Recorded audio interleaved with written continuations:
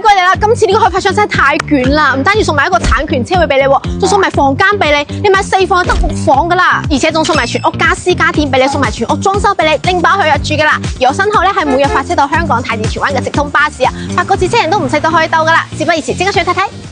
等等，歡迎嚟到你10個就可以攞低嘅屋苑啦，而且送產權車位俾你，你買4就可以攞6間房噶啦。嚟睇我哋贈送嘅2間房先。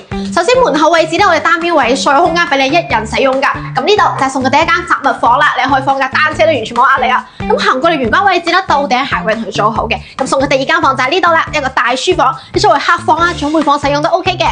我哋成個客廳格局非常唔錯，南北通透，雙面採光噶。咁我哋客廳咧開間係同你做到4米咁闊噶，風窗同你做好，咁望出去咧就有你成個屋苑最大亮點，法式園林景觀噶啦。嚟睇我哋用餐區域，咁呢度樣板間同你做到4人台嘅。咁其實呢個空間咧完全係足夠你做一個8人大圓台。咁呢一邊嘅採光啊，望出去景觀都係冇遮擋噶。咁我哋廚房位置都係所見即所得噶。L 字嘅格局同埋吊櫃3件套，通通交付標準。你平均留意3個白，我想一個雙門冰箱俾你。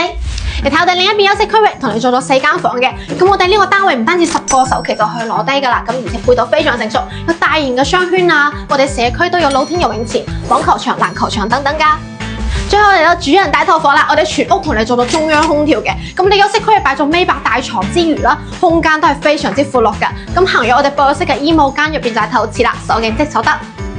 首期10個就可以攞低啦，送產權車俾你，送全屋裝修俾你，送全屋家私家電俾你，感興趣快啲我睇睇。